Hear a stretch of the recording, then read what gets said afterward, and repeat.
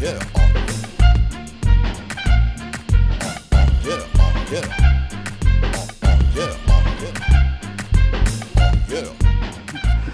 Hey everyone, welcome back to Dubious Engineering.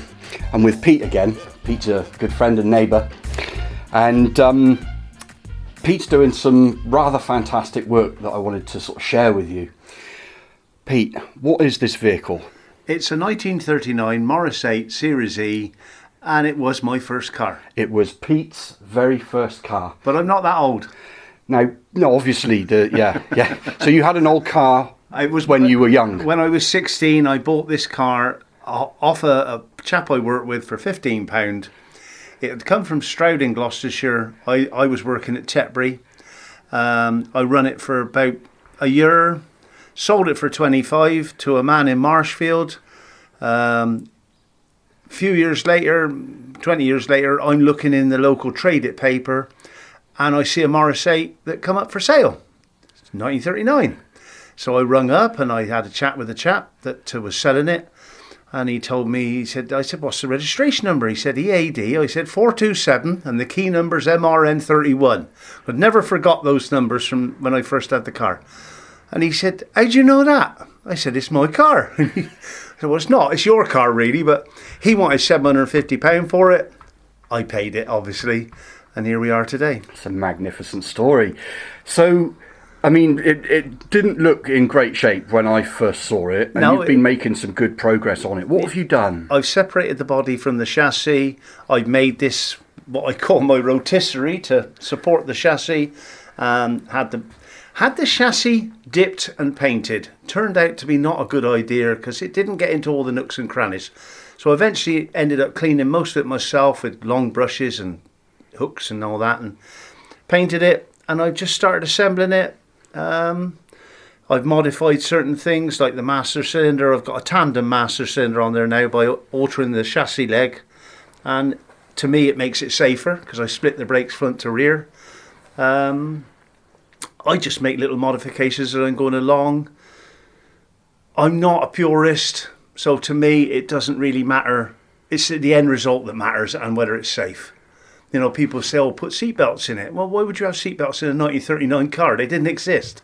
So, you know, I don't want something that shows. The modifications I've made won't show. That's how I look at it.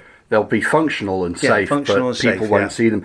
So, and this is the thing that amazed me actually, because some time ago when I came into your garage, this jig that you've got here, your rotisserie jig, didn't exist. No. So what you did is you fabricated a large jig, effectively, that gives you the ability to rotate the entire chassis. I can work on any part of the chassis at any angle.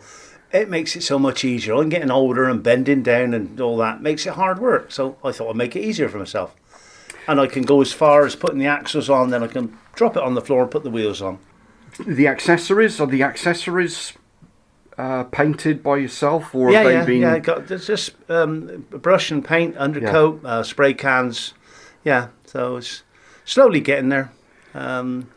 I've had stainless steel brake lines made, so they're not original by any means, but it makes it stronger and better in my eyes. Yeah, absolutely. So the safety features have upgraded. And what about this wiring loom here? Oh, the old wiring loom was shot, so I purchased a new one off Auto Sparks, and it's partly led through. And as I go put things on, it starts taking place. But obviously, I can't put a lot of it in place because the body needs to be on. But that's the next project. So there's a lot of original parts that are going on here, but there's quite a few new parts going on here as well. Is there anything that's been particularly hard work? No, just cleaning things is time consuming, but nothing hard. No, the engine's partly rebuilt. I've still got to finish that off. It's just waiting for bits. I get a lot of bits through the Morris Register, the club, which I'm a member of. They're very good, but sometimes you go in, you want a certain part, and it's out of stock, so you've got to wait for it to come back in stock. Yeah. So it's time consuming. And I'm not the best organiser when it comes to thinking ahead and getting everything lined up, ready to go. I've never been that good that way. Do it as you need it. Yeah, do it as I need it. I think about what I need next. Oh, should have ordered that earlier. It's going to hold me up now, but there we are. And then the engine, you mentioned cleaning things. I noticed that you had like a large bath of sludge connected to a battery charger in the corner of your workshop here. That's right. I found out online, if you wanted to get rust off things, get a big plastic tub, put the live wire one end, the live connection to my battery charger one end, the positive the other, and attach the metal bit that I want cleaned to one of them. And it's to the negative end, I believe, if I remember rightly. And the positive is in, I think, what's called the anode, and it sucks the rust away to the metal plate that the positive lead's attached to. And hopefully, you get clean it all up. And what was the solution? It's water, and I got it in a tub, but I can't remember. That doesn't matter. It doesn't matter. But basically, I got a tub of it. I just pour so much in the water and then turn it on, and it bubbles away. Have you taken it out yet to have a look at it? I had, and it's got a lot of the rust off. Okay, good news. Yeah. Good news. So it and is. I put it is little working. bits in there as well. As and when I want to do things, I just dip them in the tank. And then the body is undercover in the garden. That's outside, covered up with a big sheet, ready. So when I've got the chassis back on 4 wheels with the engine and gearbox in, then I should put that out the way in my shed out the back and cover it up and leave that, making a point of jacking the wheels off the ground so the tyres aren't resting on the tyres. And then I should adapt the rotisserie to take the body, so then I can work on the body. Not to necessarily turn it round though, but to lift it off a bit and get it to a working height. And then obviously this, because it's on wheels, I can roll it to where I want to get it sprayed. Brilliant, isn't it? So Pete, I understand that you've acquired a special bit of kit for your Morris 8 as well, and effectively what it does is it pumps up either the front of the car off the ground, front and rear. Yeah, jacks the car up off the ground. Yeah. So and it runs from hydraulics. Is that right? Yeah. Yeah. You've got a foot on the bottom. Yeah. And you've got the outer ram there. So as you pump oil in the top of there, it pushes the ram down and jacks. This is attached to the axle, and it pushes the ram down. And there's a big spring inside that pulls everything back together, which is there, which is attached to the top. So as you pull it down, it will push it back up again. Okay. And you have a pump which is situated either under the floor or under the bonnet, and you have a knob there which you turn up tight, turn it to front, all or rear. If you go all, you do that with a bar attached to that, and it pumps the car up either at the front or the rear or all. Where's this pump located? Is that it can be located any spare space on the vehicle. Right, okay. And you would have a reservoir full up with hydraulic oil, which then feeds into the back here. Yeah. And you pump it out of there and there to front or rear. That's magnificent.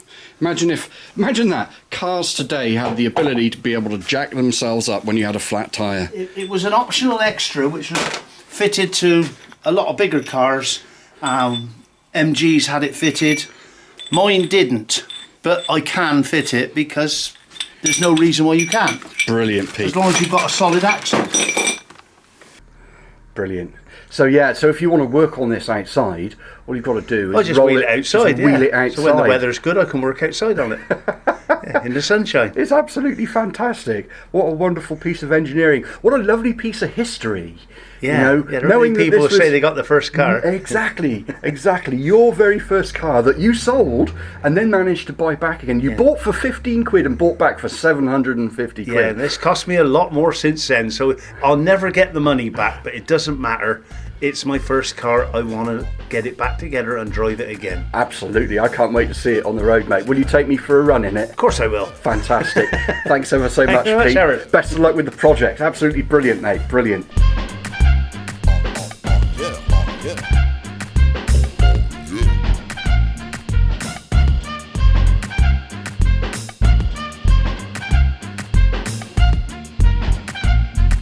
Yeah. Oh yeah. Oh yeah.